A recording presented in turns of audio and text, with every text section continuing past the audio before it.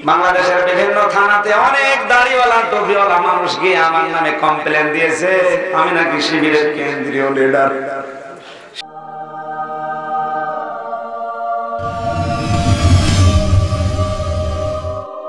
শিবির করা অত সহজ?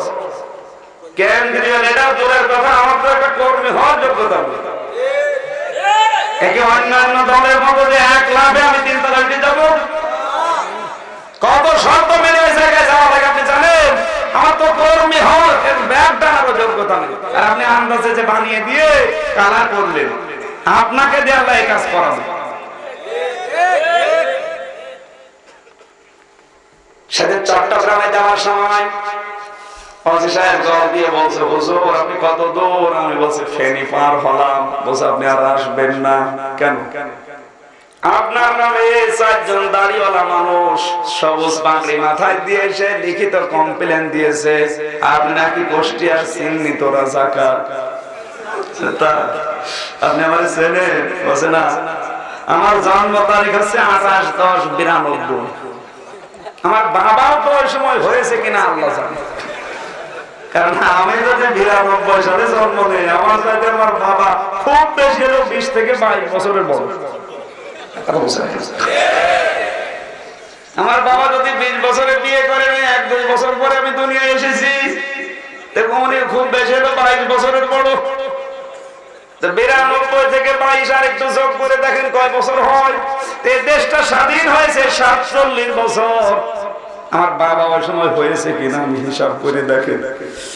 ও সে আমার বছর আপনি কি বললেন?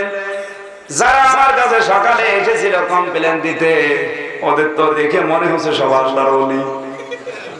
কারণ দাড়ি বড় বড়, জুব্বা গায়ে দিয়ে পাগড়ি মাথায় দিয়ে এসে লিখে দিয়ে গেল সই করে যে চিহ্নিত রাজাকার, ইনারে আসতে দেবেন না। ওনারা কি তাহলে মিথ্যা বলে গেল? এই বাংলাদেশের বিভিন্ন জেলাতে থানাতে দেখি মাহফিল গুলো বন্ধ হয়, এটা পুলিশের আর আওয়ামী লীগের দোষ দেয় না। আল্লাহর কসম আমি যতদূর জানি, হ্যাঁ কিছু জায়গায় আলাদা, অধিকাংশ জায়গায় পুলিশেরও দোষ না, আওয়ামী লীগেরও দোষ না, দোষ হচ্ছে আমার মতো কিছু দাড়িওয়ালা টুপিওয়ালা মানুষের। এরা ধর্মের নামে ব্যবসা করে খায়, পীরের নাম নিয়ে। আমি আসলে ওগুলো উন্মুক্ত হয়ে যায়, এই জন্য ওদের ব্যবসায় ভাটা পড়ে বলে মানিয়ে মানিয়ে কথা দিয়ে। বগুড়ায় তো পীর সাহেব নেই, এই জন্য এটা বাধা হয় না।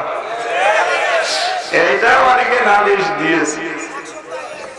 সমাজ ভাইরা এই বানানো কথাগুলো বন্ধ করা লাগবে। আর যারা দায়িত্বে আছেন তাদের কারো সেনসিটিভ হওয়া লাগবে। আপনার বিবেক নেই?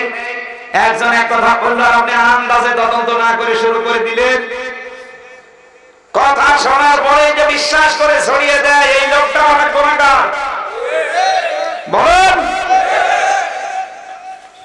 বিশ্বনবীর স্ত্রী হযরত আয়েশার প্রতি এরকম একটা বানানো অপবাদ দিয়েছিল, জিনা। কিসে? আল্লাহ তাআলা ওই ঘটনাকে কোরআনে কারিমে ইফকের ঘটনা বলে চিরন্তন করে দিয়েছে। পৃথিবীতে এরকম হাজারো মানুষের নামে বানিয়ে দোষ দিয়ে তাকে দুনিয়ায় অপমান করার চেষ্টা চালাবে নামধারী কিছু মুনাফিক। শুধু নবীর জামানায় তার স্ত্রীর প্রতি দিয়েছে না, এখনো দেয়? বলেন, আল্লাহ তাদের নামে দিয়েছেন আল্লাযী তাওয়াল্লা কিবরাহু মিনহুম লাহু আযাবুন আযীম। এই ইফকের ঘটনায় যারা অগ্রণী ভূমিকা পালন করেছিল, বেশি বড় কাজ করেছিল, তার নাম আব্দুল্লাহ ইবনে উবাই। আল্লাহ ওকে ঈমান দেয়নি, ও লোকটা বেঈমান হয়ে মুনাফিক হয়ে মারা গেছে। আর যারা পৃথিবীতে এই কাজ করছেন, আপনি থেমে যান, আপনি থেমে যান, আপনি সাবধান। যারা তালাতালি করে, এই রোগটা পুরুষের ভেতরে কম থাকলেও মেয়েদের ভেতরে বেশি। মেয়েদের ভেতরে তালাতালি করা রোগ আছে না? এই জন্য আমাদের দোয়া কবুল হওয়া বন্ধ হয়ে গেছে। যেই সমাজে যেই দেশে তালাতালি করা লোক থাকে, একের কথা অন্যের কাছে লাগিয়ে সম্পর্ক নষ্ট করে দেয়, ওদের দোয়া আল্লাহ কবুল করা বন্ধ করে দেয়। মুসলিম শরীফের হাদিস, মুসা আলাইহিস সালামের জামানায় অনেক দিন পর্যন্ত বৃষ্টি বন্ধ ছিল। হযরতে মুসা উম্মতদেরকে নিয়ে চাটিয়াল ময়দানে গেলেন, ডাক দিয়ে বলে, রব্বুল আলামিন তুমি বৃষ্টি দাও। তিনবার মুনাজাত করার পরে বৃষ্টি নাযিল হয় না। মুসা নবী এমনিতে রাগী নবী ছিলেন, তিনি রেগে গেলেন, বলেন আল্লাহ এই কারণে আমার উম্মত আমার মায়া লাগে, তোমার তো বান্দা, তোমার মায়া লাগে না? আল্লাহ বলেন মায়া তো লাগে কিন্তু বৃষ্টি দেব না। তোমার মায়া লাগে, তুমি নিজে বললে আবার বৃষ্টি দেবা না, তোমার বৃষ্টি দেওয়াই লাগবে।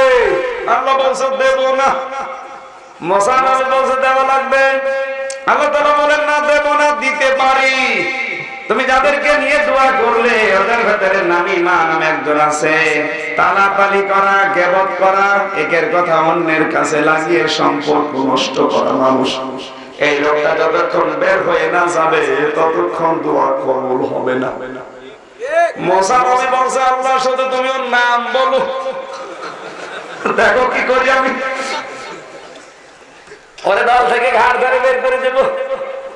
আল্লাহ তাআলা বলেন মুসা আমি নিজেই নাম ধরে গীবত করতে নিষেধ করি, আর আমি এখন নিজে ওর নাম ধরব, তুমি ওর সবার সামনে অপমান করবা, হবে না। মুসা নবী বললে আল্লাহ আমি তো আলিমুম বিযাতিস সুদূর না, মানুষের মনের খবর জানি, সুতরাং তুমি দয়া করে নামটা বলো। আল্লাহ তাআলা বলেন না, নাম বলা যাবে না, তবে একটা কায়দা তোমাকে শিখিয়ে দেন। তুমি সবাইকে নিয়ে তওবা করো। তাহলে ওই লোকটাও তওবা করবে। তওবা করলে মানুষ বেগুনা ব্যক্তির মতো হয়ে যায়, তখন দোয়া করে দেখো কবুল হবে। মুসা নবী সবাইকে নিয়ে এবার তওবা করে মুনাজাত করতে দেরি, বৃষ্টি নাযিল হতে দেরি হয়নি। এজন্য এখানে যদি তালাতালি করা লোক থাকেন আপনি চলে যান, নাই তো আমাদের দোয়া মাঠে মারা যাবে। দেখেন তো কেউ যায় নাকি? যাচ্ছে না? যা না চলে যায়। ওই যে একজন যাচ্ছে, তাড়াতাড়ি করা লোক আছে বগুড়া, যা তুমি আগে চলে যান, আমরা মনোযোগ করবো, নাই তো আমাদের দোয়া কবুল হবে না। এই তাড়াতাড়ি এই রোগটা বন্ধ করা যায় না? যায় না?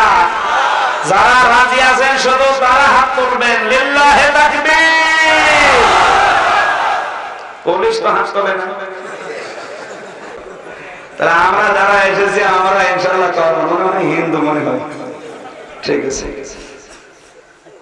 আপনি কি এই কোরআনের এই আয়াতটা মেনে নিতে পারবেন তো? অনেকে কিন্তু আসে, বিশেষ করে বগুড়া এই জেলায় যারা আলোচনায় আসে ওরা তো টেবিল বাড়িয়ে ভেঙে ফেলে, মনে করে যে হুজুর মনে হয় টেবিল ভেঙে ফেলে। তা আপনি এখানে এসেছেন হেদায়েত পাওয়ার জন্য, নাকি টেবিল বাড়াবো? টেবিল বাড়িয়ে কি লাভ? এখানে সাময়িক কিছু সময় গরম হবে, বাড়িতে ঠান্ডা হয়ে যাবে, আমার কোনো দরকার নেই। আপনি তাফসীরুল কোরআন মাহফিল লিখে দিয়েছেন, এক একটা শব্দের ভেতরে কি আছে আমরা গবেষণা করে এবার বের করব। রাজি আছেন আপনারা? আমরা প্রথম নাম্বার পয়েন্টে ছিলাম জাহান্নামে হোতামার এই দরজা দিয়ে তারা প্রবেশ করবে যারা তালাতালি করে। কথা বলছেন কেন? 2 নম্বরে আল্লাযী জামা মালাহু ওয়া আদ্দাদা, যারা মাল সম্পদ জমা করে আর বারবার গণনা করে। কি জমা করে? মাল মানে আবুল মাল, নাকি এখন অর্থমন্ত্রী কামাল? কি এখানে মিম আলিফ লাম মাল শব্দের ব্যাখ্যা পেয়েছি আমি পড়া কোরআন শরীফের ভেতরে 9টা। সুবহানাল্লাহ বলতে পারবেন নাই? তাহলে এই মালগুলো আপনাকে আজকে জেনে যাওয়া লাগবে যে এই 9 প্রকার মাল যারা জমা করে আর যারা বারবার গণনা করে তারা যে দরজা দিয়ে প্রবেশ করবে ওই জাহান্নামের দরজার নাম আরো জোরে, এই জাহান্নামে গেলে কিছু হবে না। কি হবে আপনি টের পেয়েছেন? আপনার কলিজা আগেই পুড়ে ছারখার হয়ে যাবে। এবার মাল মানে প্রথম নাম্বার ব্যাখ্যা হচ্ছে টাকা পয়সা অর্থ সম্পদ। 2 নম্বর মাল মানে রাষ্ট্রীয় ক্ষমতা। ও বগুড়াবাসী, আল্লাহ যত বড় তার কথা অত বড়। বলেন আল্লাহ বলেন আপনি জানেন জাহান্নামে হতমা কি? আপনার তো ওই সম্পর্কে ধারণা নেই। আমি বলছি কি না, রুল্লাহিল মুকাদ্দা, এটা আমি আল্লাহ নিজে জানিয়েছি। এর গুণাগুণ কি? আল্লাতী তাত্তালিউ আলাল আফিদা, এটা শরীরের কোন জায়গায় যদি লাগে কলিজা পুড়ে ছারখার করে দেয়। জাহান্নামে হতমার বর্ণনা শোনার পরে মনে হচ্ছে সহজ। বলেন এটা কত ভয়ঙ্কর, এটা আপনি টের পাচ্ছেন না?